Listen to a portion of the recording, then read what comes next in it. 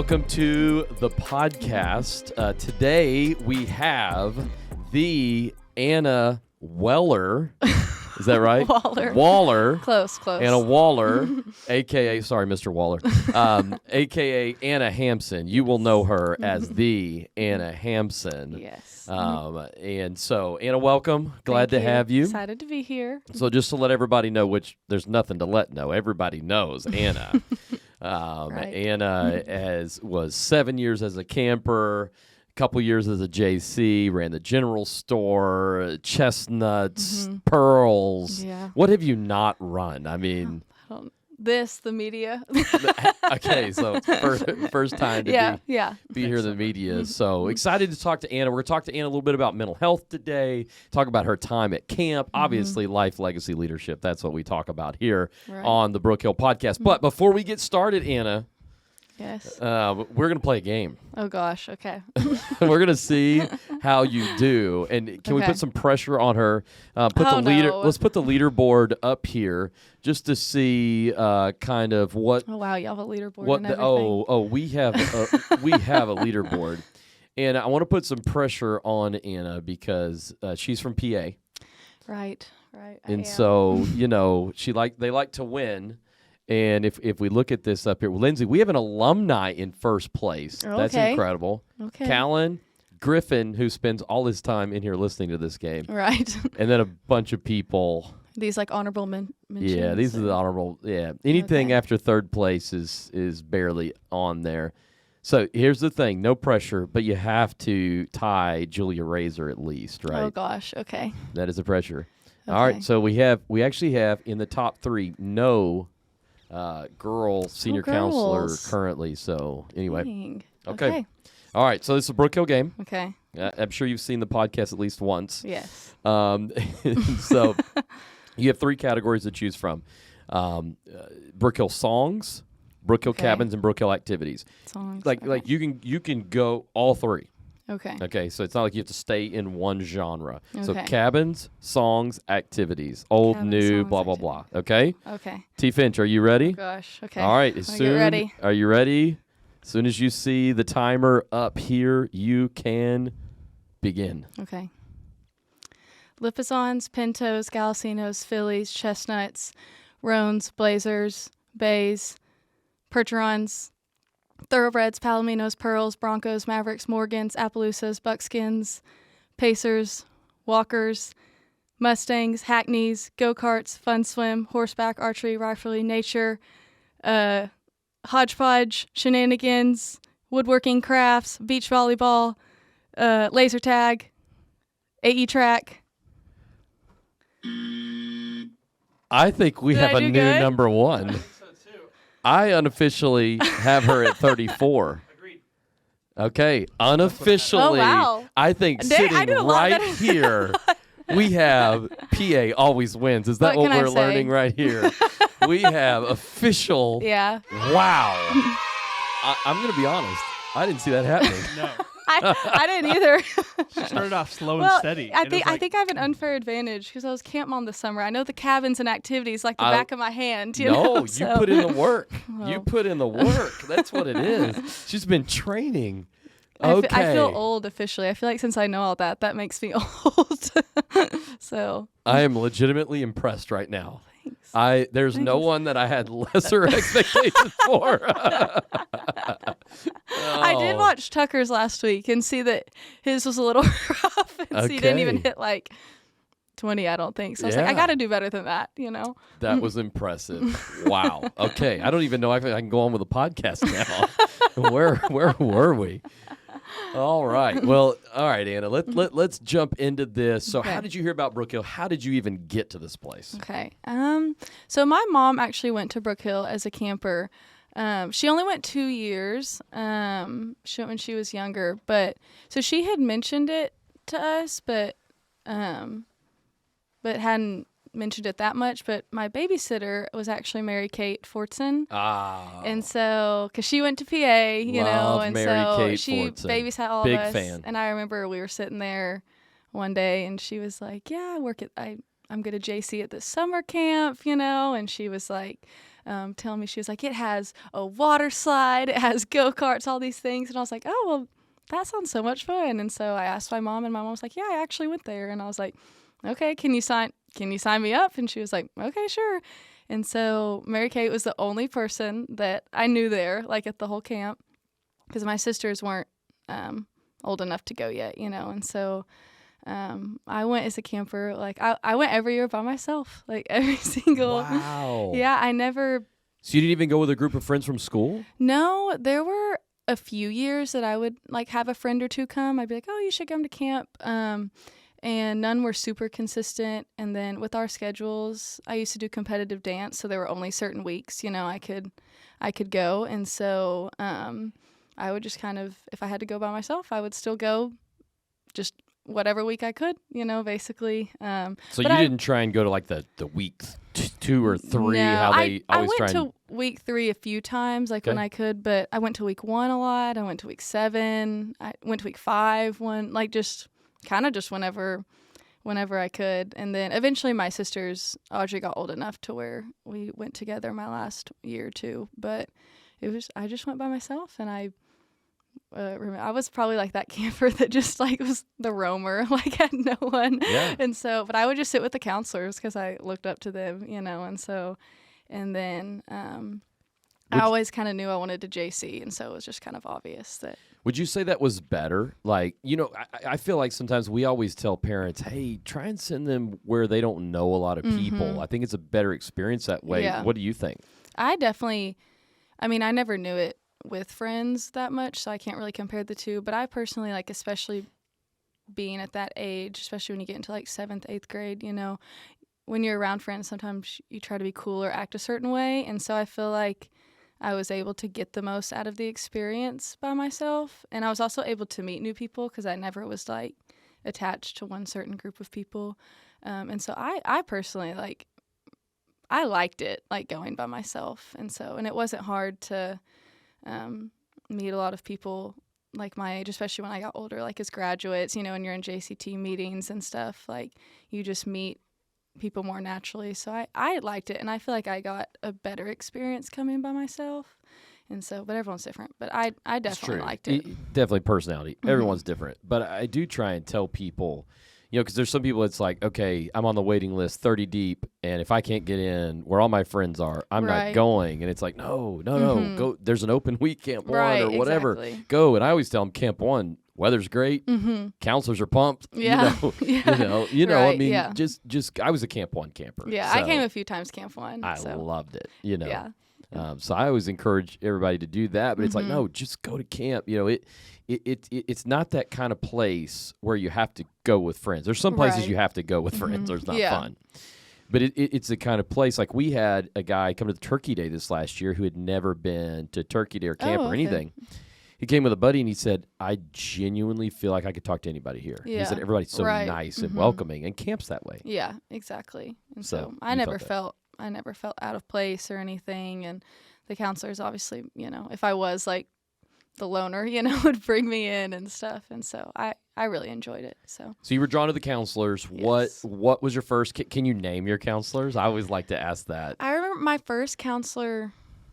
I was in the Bays. It was Georgia. Yeah. I don't remember her last name. Georgia name. Wiley, I think. And so, and then I had Mary Kate because I did request her, Smart. And so, but she was a JC my first year, so I didn't. Okay. I couldn't be in her cabin. What was her cabin? Do you remember? Pertron's. Okay. All right. And then I'm trying to think if I can name all of them. Christy Page, I think was her name. KP. She was in Pertron's too. Yeah, Christy Page Danielson. A girl named Laura. I don't remember her last name. Sonia. She was in Yes. She was kind of quieter. Yes, she was in but Palominos. She was great. Brittany. I had Brittany. Yep. And then I had Kelsey. My last two.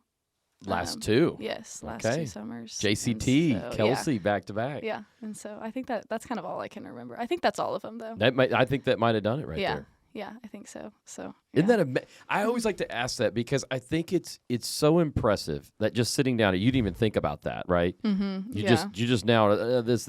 Right. That's an impact. Yeah, exactly. Mm-hmm. To go back to 3rd and 4th grade and be able to name. I mean, we're only talking about 6 days, right? Right. Mm-hmm. So you're here at camp 6 days.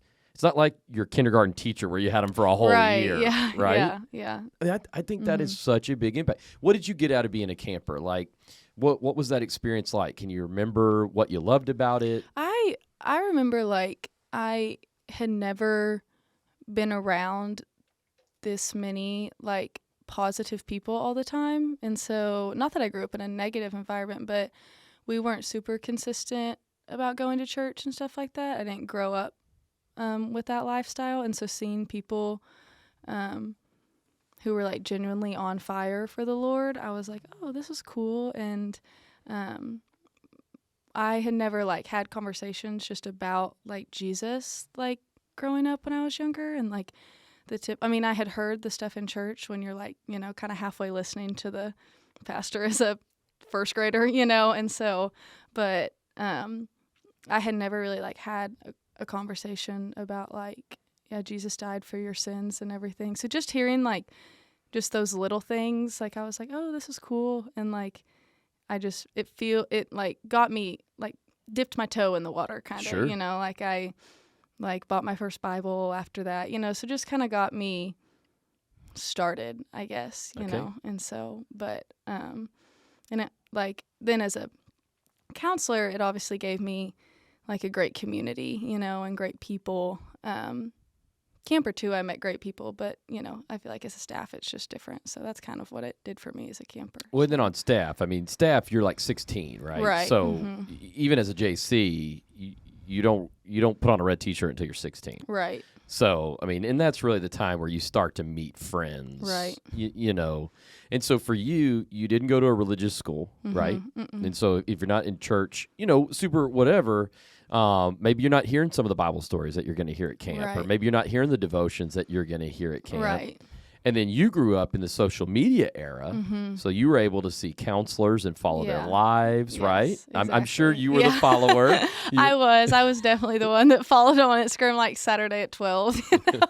Yes. I was definitely guilty of that. Did you follow the David Pate? Yes, I followed the David Pate. So. and then I really got to know you honestly through Jay Swinningson and Trinity. How old were you? What grade were you when I started doing that? I know his starts at 6th grade, but I think you started more coming to the retreats and stuff probably when I was, like, 8th grade. Yeah. 8th grade. But that was something that I had pretty consistent in my life. I loved going to youth with Jay, and I had a group of people that I went with, and Katie Compuris, I don't know her name now, she's married, but she was in the youth group, and some other people, and so they just were, like, cool people to look up to. I thought they were, like, the coolest people in the world, like, being you had Anna and Gabe, yes, all of Gabe them. and Katie. Oh, yeah, Gabe, I forgot. Yeah, Gabe always scared me. But so that's probably rightfully so. Just let everybody know, Jay Swinningson, youth pastor at Trinity Methodist, and Jay was my 8th grade. How cool. He was my 8th grade counselor.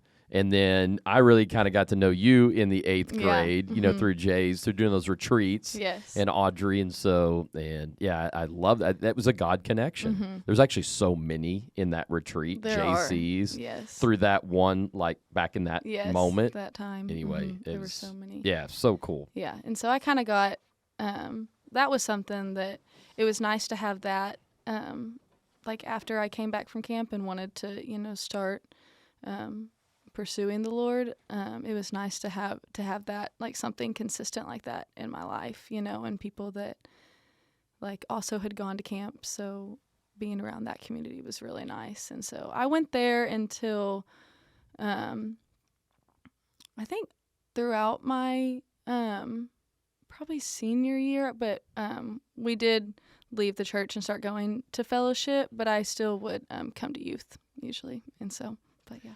You said you knew you were going to become a JC. So, like, what made you, like, were you in JCT meeting? Were you like, were you starting to be a leader in your cabin? Did you say, okay, I want to be a leader? Like, is that what drew you to be a JC? I remember my graduate year, when I was in Kelsey's cabin, I was the only JCT in her cabin. And I had always kind of wanted to be on staff before, right. but hadn't thought too much into it. But I remember, like, I just got to hang out with her, like, so much because it was just, I was the only JCT, you know, and she really poured into me and, like, encouraged me to apply and stuff. And through the JCT meetings, too. And so I was like, yeah, I'm going to try it and I'll see, you know, if I like it. And then I ended up loving it. I JC'd, I think 2 weeks. But I JC'd the end of the summer.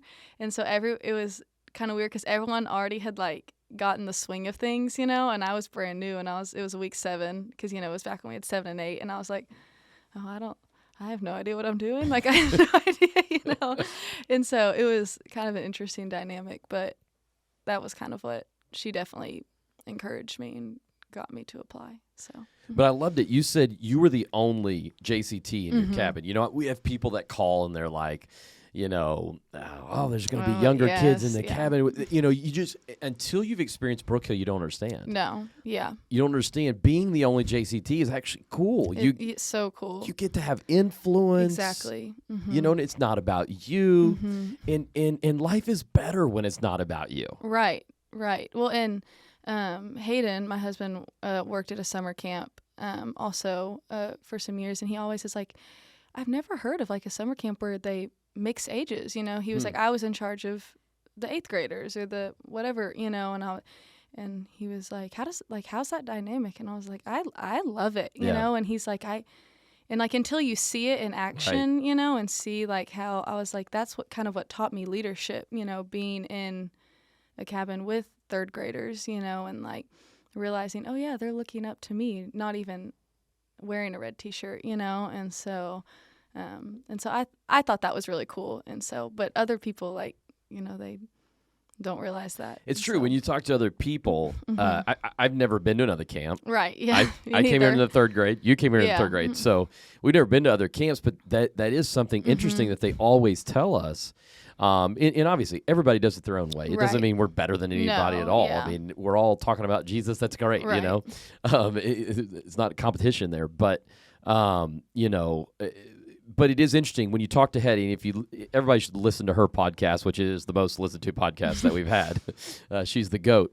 But she talked about why. You know, she tells the family, the kind of family dynamic, and it's true. Right. You know, Hetty talked about how when you get a bunch of 3rd graders in there, they get in competition with each other, or a bunch of 9th graders, they get in competition. Because that's what we do, right? Yeah. You get in the same room with someone your age, and you start kind of measure, you know, the competition there, and how do I measure up with them, and whatever. But when you're not in competition with a 3rd grader when you're in the 8th grade, right? You're almost like, oh, you get the awe factor, right? Yeah. It's like, oh, let me help you, you know. You can win. It's fine. You know? That's right. And it totally kind of diffuses the competition situation. Yeah. Right? Exactly. And so, I don't know. It works for us. It's all I've ever known. That's all I can say. Yeah. So that's cool. So that's why you wanted to become a red t-shirt. So you did work all summer after your senior year. Yes. What made you want to do that? I mean, I kind of, again, always thought it would be a possibility. I was like, that would be really fun. Like, I always looked up to the counselors, you know, but I kind of had that image of what it would look like. Like, I'd be like, okay, I want to be in a cabin for a certain amount of years and then be done, you know. And then my experience was not like that, you know. It was here, all over the place, which I wouldn't trade it, like, for anything. And so I remember when, like, I got the general store job, I was like, okay, this is not like me at all. Like, I'm not organized. I'm not like a bold personality, you know. And I remember Mike being like, oh yeah, sometimes you're going to have to call all these people and do this and this. You're going to have to be stern, you know. And so I was like, okay, this is going to be an adjustment. Yeah. And so, and knowing Mike, he probably wanted you to fire a company. He was like, you tell the coat guy to only come between this time and this time.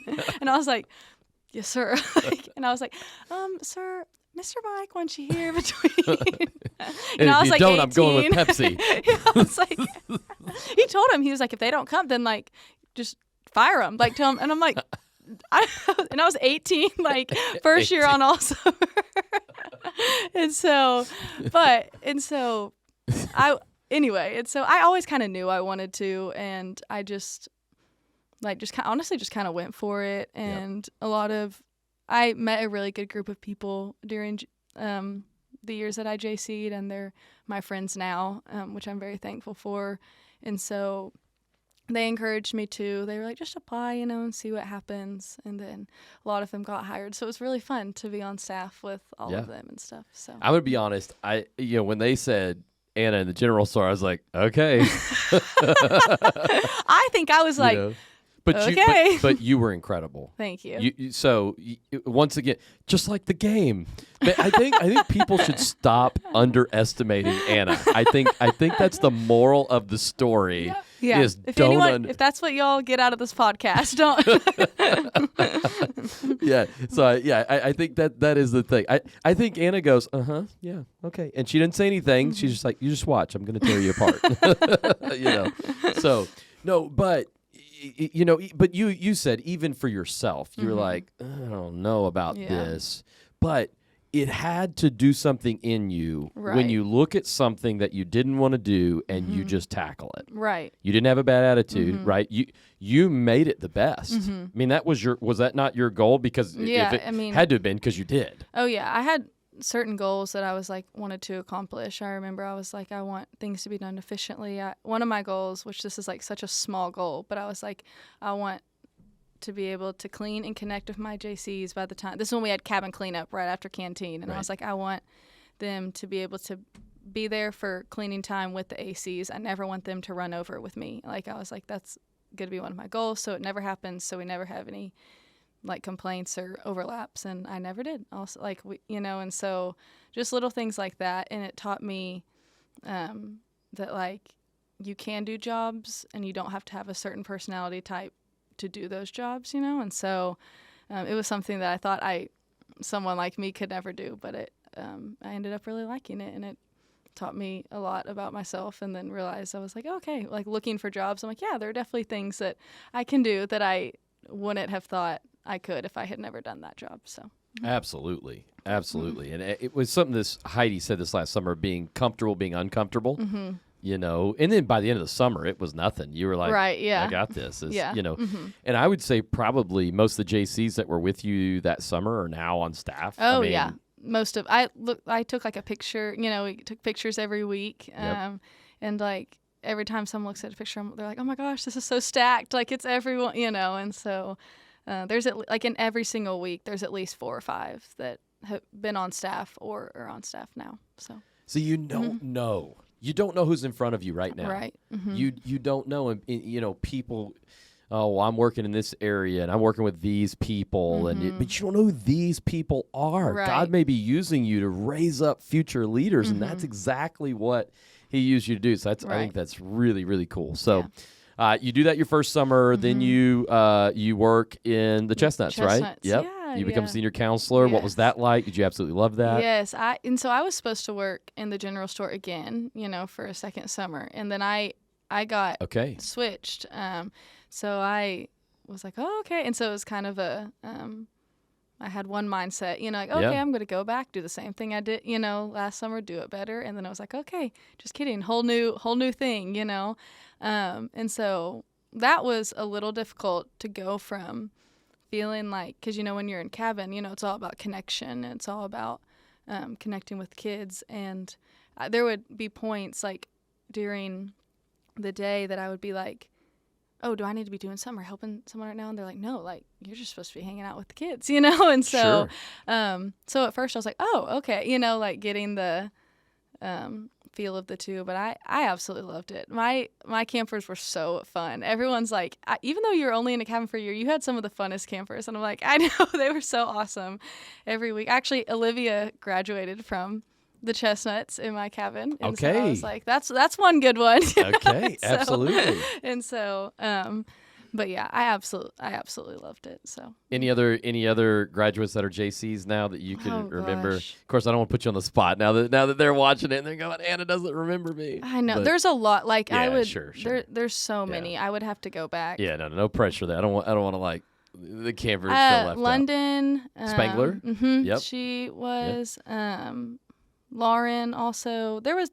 Lauren Stewart. Yep. There was a few of them that. I love that. JC'd, so, I love that. And they're still JCing today. Mm-hmm. I think they're getting older now, so could be moving into. I know it makes me feel old. I love it. I love it. So yeah. Okay, so let's talk. Let's jump into this. Let's get into a little bit. So you work the Chestnuts, kill it, amazing. Coming back for year 3. And I remember in the hiring process of year 3, you were struggling. Yes. I guess you were in college at that time. Yes, I was definitely. Yes. A sophomore. Okay, so you were a sophomore in college and just struggling, and I think we had hired you, and you let us know that you were struggling, and everybody struggles. Yes, everybody struggles. So we just kind of assumed, okay, hey, she's just going through it, and you said, oh, I don't know if I can do it this summer, and we were so far from the summer, we thought, okay. Yeah, I think it was like February. Yeah. Yeah, just you work on you. We know you're amazing. We know you're going through it. You work on you, but let's not make any rash decisions right now, right? Kind of talk through that. Yeah, so I think it was probably in like November. No, it was probably right after I sent in my application. I decided, so I went to Ouachita for my first 2 years, and I, not against Ouachita, but I personally did not have a great college experience. Sure. I don't think college was for me, but since I went to a college preparatory school, nothing against PA, it was a great school, but other people would say otherwise, but PA was a great school. But I think it was just, that's what I felt like I was supposed to do, because I didn't know exactly what I wanted to do with my life yet. So I was like, okay, I'm just going to go to college, and this college offered me a lot of scholarship. Here's where I'm going to go. And I didn't really think much of it. And I also did have I was blessed and had a lot of friends in high school, and I did have a great high school experience. So I kind of expected college, it to come easily, just because it had in my past. And it didn't. I was pretty lonely in college. And then that was COVID year, and so... Your freshman year was COVID year? Yes. So my freshman year, we got sent home. And then the next year, my sophomore year, when kind of all this was going on, was when, we didn't have any on-campus events. We didn't have any... And, Arkadelphia doesn't have much. I mean, it's not like Fayetteville, where even though you don't have on-campus events, you can go and go out to dinner, do this. We got McDonald's. Right. That's about it. And we go to Walmart for fun. That's about all we do. And so... But going into my sophomore year, I mean, you weren't allowed to go into other people's dorms. You weren't allowed to do. And so that's kind of when it started. I just was pretty lonely. So that really affected you. Yeah. And even just being trapped in a little shoebox all the time, I was kind of like, oh my gosh, And so I would say that's kind of where it started. I just kind of started feeling out of place, and I felt a little bit like I didn't belong. And I definitely made some decisions that I shouldn't have, and just led me to where I just didn't have a great community of people. And so I would say that's where it started, and I just kind of fell into just where I didn't have much motivation to really do much. I just kind of go to class and then come back in my dorm.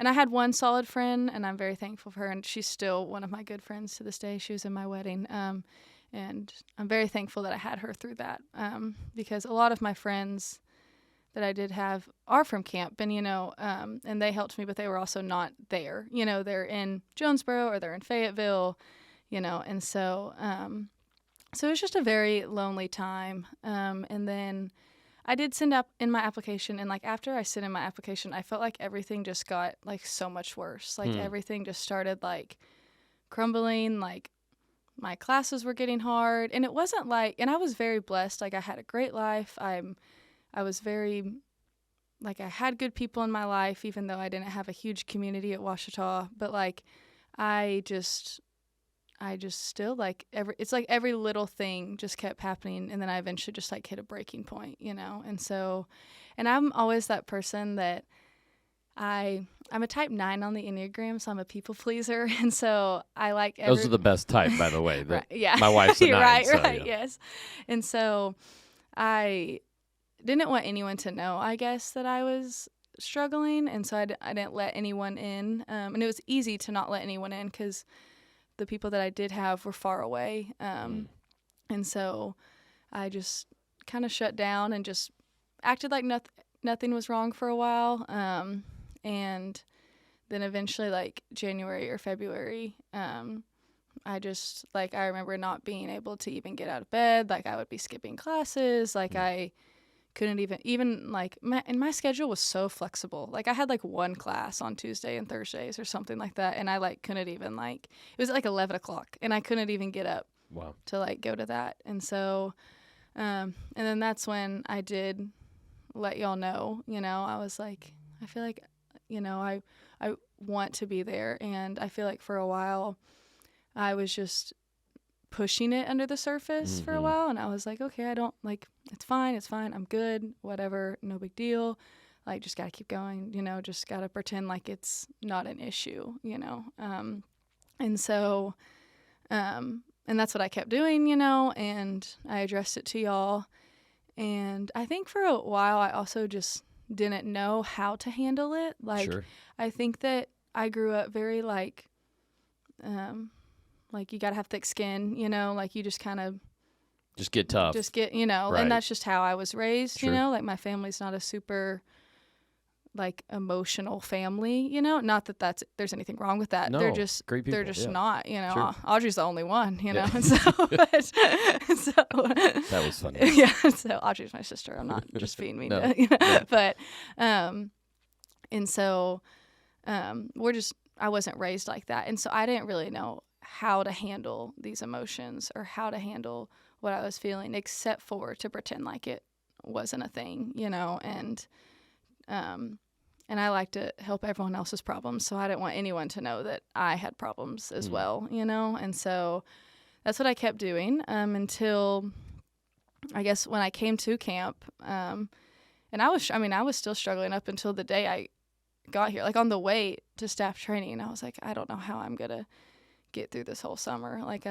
But I was like, Lord, if I'm supposed to be here all summer and like I'm supposed to push through, like, make that evident, like, make that known. And then so I came to staff training for a few days, and I just remember, like, I don't know where I was. I think we were like on a break or something for an hour, and I was in my cabin. I think Maggie walked in on me or something is the only reason, like, because I wouldn't have told anyone, that's just not. And Maggie was like, are you okay? I was like, no. and I was just like bawling and all this stuff. And Maggie had been a consistent friend, so she knew a little bit about what was going on. And I think she informed some of y'all or something, Yeah, I think Maggie came to me and she just said, hey, Anna's in her cabin and doesn't not really, well. Yeah, she's not doing good. Yeah, and so then we came to the decision to eventually go home, and so for a while when I went home, I did feel better when I left. I mean, I was sad because I was like, I want to be there more than anything. All your friends were there. All my friends were there. That was not like, quote unquote, you, right? Right. We knew, okay, this is serious. We just kind of thought maybe when you were at college, hey, she just needs to get around her camp friends. Yeah. Hey, I'm feeling lonely. Right. And we thought maybe just getting around her camp friends would help her. Right. And, I remember you saying, no, it's worse now. And I was like, okay. Yeah. You need, you need to get some, this is serious, right? I mean, you're really dealing, and so, that's why we said, hey, we do think it's best that you go get help. Yeah, exactly. And so. And was that the first time you actually got help? So. Yeah. It started in February, and this was May. It probably started January, but February is when I let y'all know. January, February. Yeah. So that's 5-6 months. Mm-hmm. Yeah, and haven't really dealt with it, right? Mm-hmm. Hadn't told anybody other than just reached out to us and say, hey, things aren't good. Yeah. Mm-hmm. Other than that, I really hadn't talked to anyone about it. So yeah, and so then when you went home, we had really encouraged you go get help, talk to somebody, right? Mm-hmm. And for a while, like I think I didn't want to. I was like I didn't because I remember I think because Jason and no, it might have been Melissa. It was either Melissa or Sydney. Was like, do you want help? Do you? Sounds like a Melissa question. Yeah, I think it was Melissa. She was like, do you want help? And she was like, and you can be honest, if you don't. And then I remember when she did ask that, I was like, I don't know. I was like, I had lost so much motivation. I was like, I got to the point where I was like, I don't even know if I want to get better, And so I knew at that moment when I had that thought that I was in like a dark place, I was like, this isn't normal because I'm a pretty driven person. And so, I've always been the type of person, I've never been the type of person that I can just lay around in the house all day. Like I get up early, I'm at 6 a.m., I'm at the gym. Like that's just how I am. You know, I don't and so I've never been that type of person, and when I fell into that cycle, I was like, "This isn't me," this is not normal.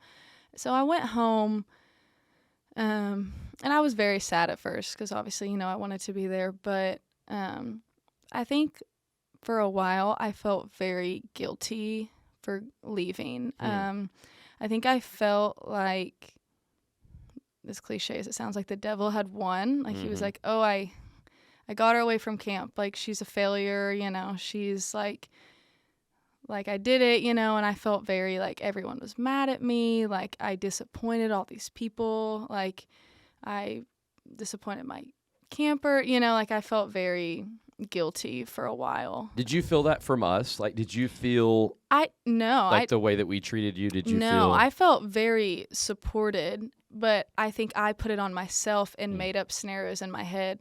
Oh, they're all mad at me when that wasn't the case. But that's what mental health and my brain just makes up, that everyone in the world is mad at me for dealing with this. And I also thought that God was mad at me for dealing with all of this. And so for the first few weeks, like I kind of stayed in the same patterns, like I was not really doing anything to help the situation. Like I was, still not much motivation. And I remember, sitting in my bed and just praying. And I was like, Lord, please help me and make me better and make all this go away. And I remember just asking him. And I remember it was a few weeks into it. Like I read something about taking action. And I was like, I feel like I'm not meeting the Lord halfway at all. The Lord, yes, is going to heal us, but he calls us to action also. And I was not making any steps to help the situation at all. And so for a while, I remember I started out just little by little because I would just sit in my bed all day. And I was like, that's not making the situation worse, or the situation any better, And so I got a job. I worked at a store for a while. I worked in retail. And so I did that a few days a week. And at first it was very, very difficult to go because I did not have that motivation, but it made me truly rely on the Lord because I had no strength left in me, almost, as cliche as it sounds.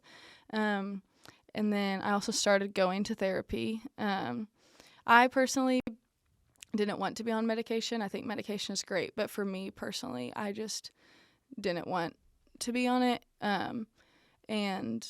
But I started going to therapy because I felt like the Lord was like, I'm providing this right. Like, I'm giving you this right in front of you, but I was not taking it. I was not, I was like, no, I got it. I'm good. I got it. I can do it. But the Lord's like, no, this is a way that I'm helping you. And I was being disobedient by not letting him help me, And so, so I did start going to therapy, twice a week. And I'm not one to talk to people, so it took me a little bit, but was that the first time you opened up? Yes. Yeah, that was the first time I had actually been okay, all these things are wrong, all these things are going on, And through therapy and through all of that, like I learned a lot about myself, and I've learned that like I actually do have really bad anxiety. And it's cliche as it sounds, I never knew that because I'm a very like pretty laid back person and pretty like go with the flow. Like in our friend groups, I'm not the one that like makes the plans or any of that. I'm just kind of like, yeah, I'm along for the ride, and so that's more Neely Levia, they got it. I'm just like, all right, y'all tell me when and where to be, and so I was like, no, I don't have anxiety. Like, I don't deal with that. That's not my personality. But like through therapy and professionals and the Lord and everything, like I did learn that I have that. And so now everything makes sense. And so I know how to deal with that a lot better. Like there are certain things like that trigger it. And so I know sleeping in is one of my like triggers.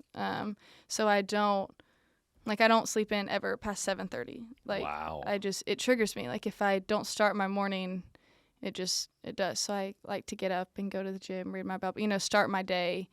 But like I wouldn't, like through therapy, I learned that, I didn't know that before. And so I was sleeping in and not realizing that was making it like way worse. And so that summer was very difficult, but in a good way, because somewhere I wanted to be at camp. I wanted to be with all my friends. I wanted to be in my cabin.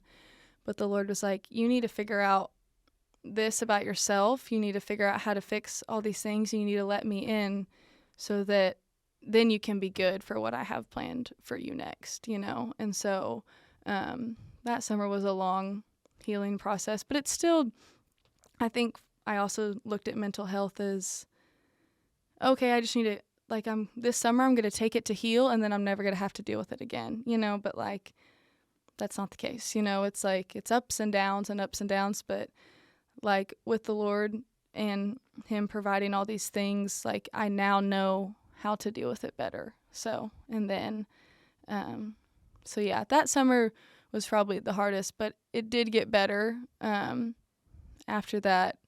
But there were definitely times, I was also going through a lot of change, I decided to leave Ouachita. I left that part out, but I was leaving Ouachita. I was getting my own apartment. I was going to do school online, start working. It was a big change, and I think it just overwhelmed me a lot, and that's where the anxiety grew, but and then I just continued to go to therapy, continued to work, and then eventually instead of suppressing the emotions, I now like accepted them, and then made me aware, okay, like I have this anxiety, and that's okay. I just need to learn how to deal with it. Like it's not a sin, and I'm not a horrible person for having this, right. But for a while I did feel like that, but I was like, it's just about like how I take it in action, and so, and it's still a learning process, and I still have bad days, and I still have things that I have to work on. But I think that summer, if I would have came to camp and tried to suppress all my emotions, I don't think I would have been able to now, this past summer, be able to do the things I was able to do, and then like get married and be the wife that I'm able to be. I don't think I would have been able to do that if I wouldn't have accepted all my emotions. It kind of started in isolation that January, and then you were just in this place of, this is not where I'm supposed to be, right? And then the anxiety of who all am I letting down, right? I mean, yeah, and how does this look, and am I going to make this major decision? I mean, all of that, all the little things. Yes, but I think, and just gathering from what you're saying, correct me if I'm wrong, I think the biggest thing to learn from all this is to not bottle it up, right? Because it only compounds, right? Yes, exactly. It gets worse. The longer you hold on to it, the worse it gets. And you have to have a support system around you, right? Yeah. The church you go to, the counselor, therapist, the friends. Build a team, right? Right. And I felt like you even had another person that you had in your life. I could be wrong. Maybe it was just your therapist, but maybe I thought you had a mentor. I do have a mentor. Yeah. So I thought you started building this team around you, and she still is my mentor. Yeah. Like it's been 2 years now, and still meet with her every week. And I remember calling you after camp, checking on you, you know, how's it going? I remember us specifically saying, all right, we got to make sure that Anna knows we're on her team. Yeah. You know, that we're not pushing her aside. I remember calling, checking on you. And I remember the day. Do you remember the one question you asked me? Oh, gosh, no. You don't remember what you asked me? You said, "Does this mean I can't come back?" Oh, yes, I do. That was like right after I left, I think. Yeah, I think you called me. Called you or texted you as you were leaving. Yeah. Mm-hmm. Do you remember that? Yeah. Now that you say that, I remember that. Mm-hmm. And I said, "Oh, Lord, no." I said, "Yes, you can." I mean, this doesn't. Lord, no. Not that you couldn't come back, but that. No. but this doesn't cancel you. Right. That how cool would it be to have you come back even stronger the next summer, you know? And I said, I think that would be a major victory. And I remember the day that Turkey Day applications came out, you were like one of the first ones to sign up for Turkey Day. And but I remember calling you, and we had this long conversation, and you just started telling me this and this and this, like your mentors, your therapists, yes, and I was like, when we got off the phone, I was like, okay, that's a different girl. Yeah, that's not the girl that talked to me in May. Yeah, that's a different person. Right. Yeah, I definitely felt like, and at first it felt like, oh my gosh, I don't want to do these things at all. Like, I don't want to go to therapy. I don't want to meet with my mentor. I don't want to do this. I don't want to do this. But like, eventually when you start going, then it turned into like, okay, I'm excited to go. I want to do this. Like, this is making me a better person. This is making me a better version of myself. And like the people around me, like noticed it, you know, like my friends and my fiance at the time, you know, noticed all of that. And I just I felt better than I was before all this even happened, you know, like I felt a lot stronger, and I just felt that all of it made sense once it was done. And I had to learn that like it is okay to struggle, but like you also need community, you need people, you like, just for so long I just thought that it was bad to feel depression or anxiety. Like I thought that I was just a horrible person for feeling those things, and I had to get that out of my head for a long time. And I associated therapy and I associated like mentorship as like a bad thing. Like I don't really like help. I like to do things on my own. I never ask for help. Not even just with mental health, you know, but just in life. I don't really, if I have too much on my plate, I'll do it until I break. You know, I get to a breaking point. And now I haven't gotten to a breaking point since that, because I know what's going to make me get to a breaking point. You know, I know all these certain things. I know that if I'm feeling a certain way and I need to let it out or talk to someone, I know that's what I need to talk about in therapy the next week, you know, or I know if I'm feeling lonely, I need to drive to Jonesboro and be with people, you know, like I know how to handle that a lot better now. So. Well, and how much does that help your marriage? Oh, yes. To learn that beforehand? Right. Mm-hmm. Yeah. Like that's massive. Oh, yeah. And we were... Because y'all can talk that out. Yes, you know. yeah. And we got engaged in October of that year. So after all of that. Which is funny. So, yeah. So I was like, are you sure you want to work Turkey Day? You know, you're engaged. You work Turkey Day. I think you ended up going to lead weekend. Yeah. Then you worked that summer. I know. Everyone was like, what are you doing? Yeah. Because I don't think anyone had ever done that. Like, correct me if I'm wrong. No, been engaged. No. And like come back to camp. That's you know? all you do, Anna. All you do is set records. That's what can I say? You know, 34.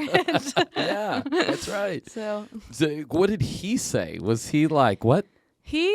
Or was when he I was going back to or was he camp, just totally supportive? Because I didn't plan on it. I kind of, you know, had my life not drawn out, but camp, I was like, oh yeah, summer of 2021, that summer I ended up taking off. I was like, I think this will be my last summer. Yep. And I had everything planned out, and then we ended up getting engaged in October. And I remember when I think it was after Turkey Day. So after I had worked. Because you worked Turkey Day. Yes, after I had worked Turkey Day. And we give the sales pitch, and you're probably sitting in there. Exactly. And I remember I was like, because there was no part of me that was like, oh yeah, it wasn't a convenience to come back. Like, I was preparing for a wedding. I was trying to buy a house. I was in 18 hours of class. I was in summer class. And you had an apartment. Yes, like I was trying to get out of my lease. Like, it was not just like, oh yeah, like I'm free this summer. That was not the case at all. And I remember being like we were sitting in his truck or something, and I was like, I think the Lord is calling me back to camp. And he was like, okay. And I was like, and I think I'm supposed to be supportive here. That's what he's thinking. He was like, and he had worked at camps and he loved it. So he understood, sure. he understood like how big of a deal camp was for me. But I remember we were going to get actually married in August, and and I was like, so he wasn't too happy about that part. But I was like, okay, well, I really think like I'm supposed to. Wow.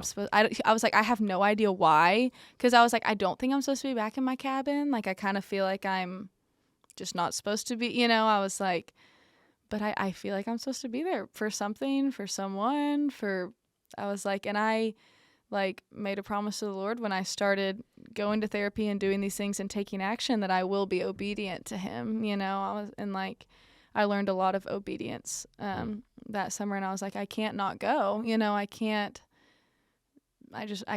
And so I ended up coming, and he was, after that, like he was very supportive, the wedding being moved was a little difficult for him because we pushed it to December, because I suggested September, October, but can't get married during football season was his reasoning.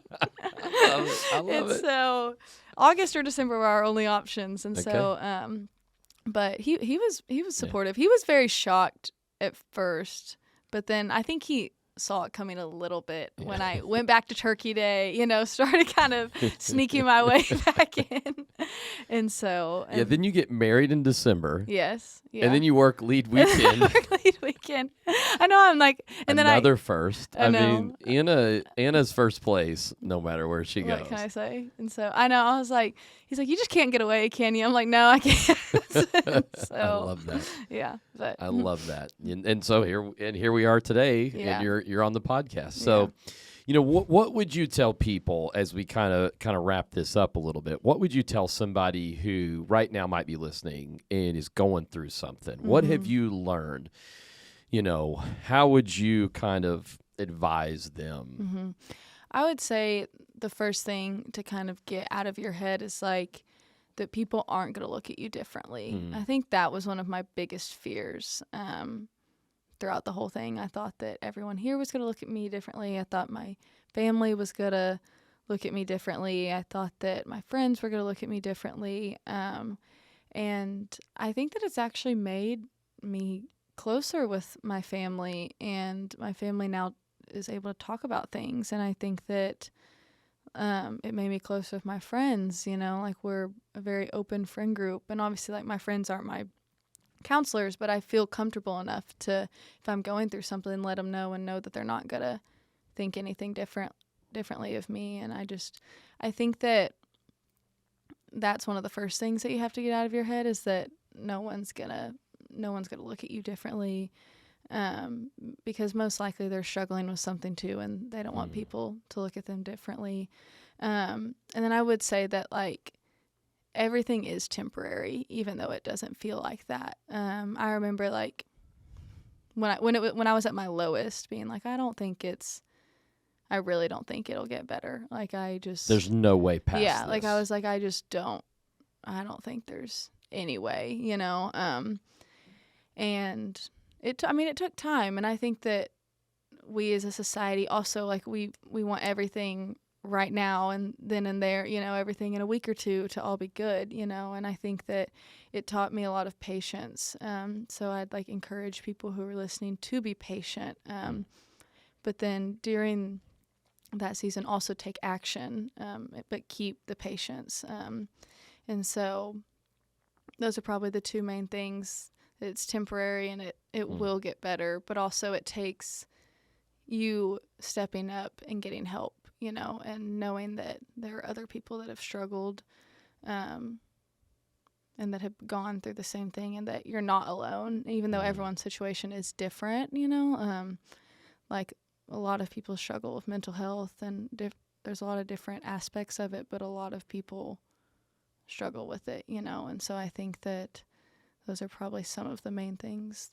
So good. I think people.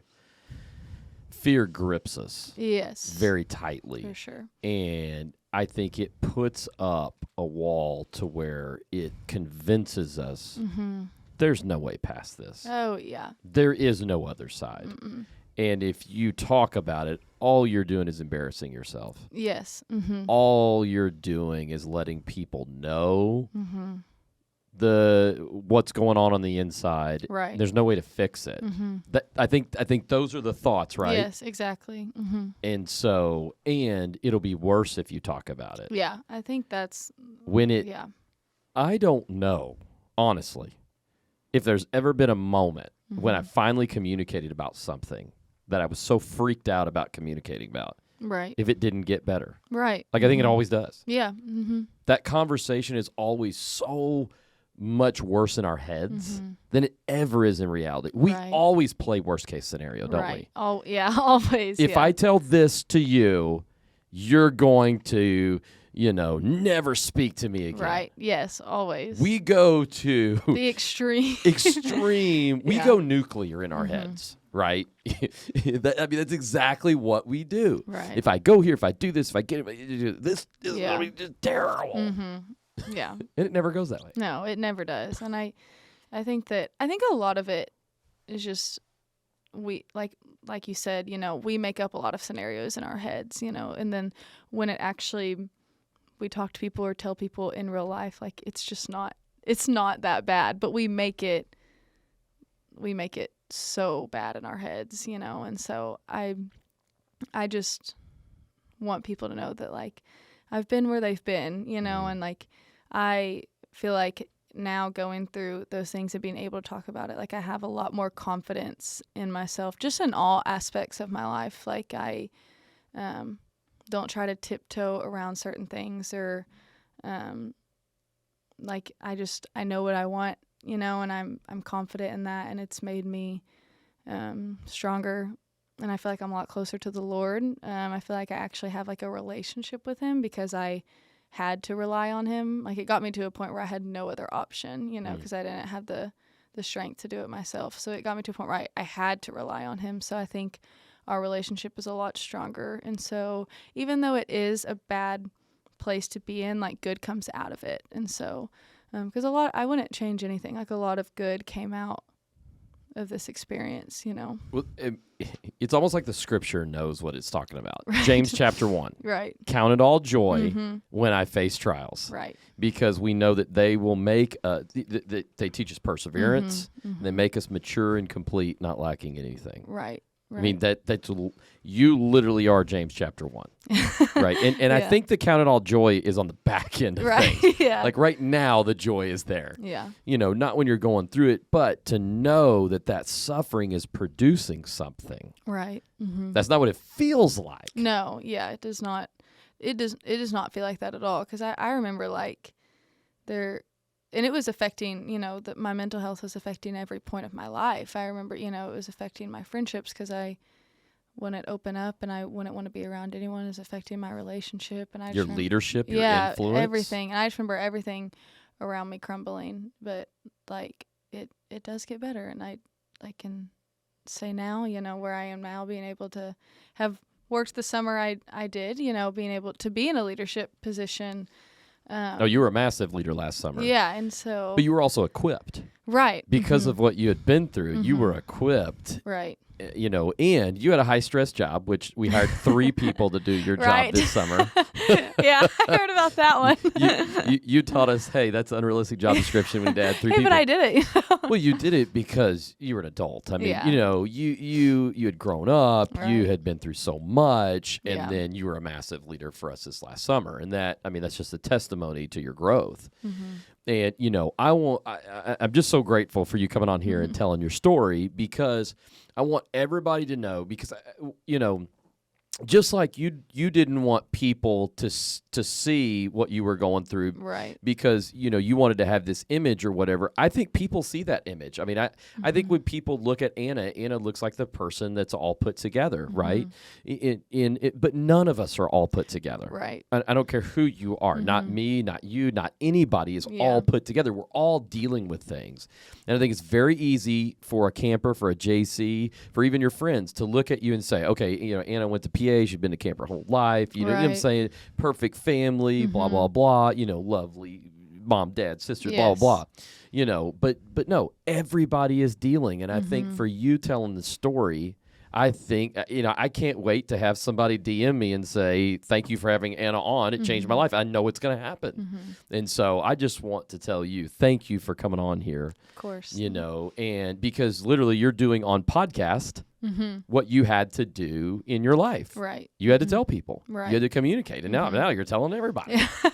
Right. Or at least the massive audience that we have, yes. Right, Tyler? I mean, just nationwide. Tens of people. Yes, tens of people. I love that. Tens of people. Yeah. And so thank you for coming on. Yes. Thank you for sharing. And thank you for all that you've meant to Brook Hill. And I'm assuming he's not going to let you come back this summer. Yeah, you know, sadly not. I think that one was he finally drew the line of, okay, you know. I'll move the wedding, right, but that summer's out. No. Summer is a youth minister, too. Don't think I'd have time. That's right. Time for that. So, and build your own Brook Hill. Right, exactly. Y'all are going to move into a couple as ministry, right? Yes. You're going to now, and I'm excited to hear about that because, you know, we always tell people this shouldn't be your best ministry. It should be your first ministry. Right, exactly. And now God's going to do amazing things through you. So can't wait. We'll have you back. We can't wait to hear about all that God's doing. So thanks for being on here and sharing with us, Anna. Yeah, of course. So awesome.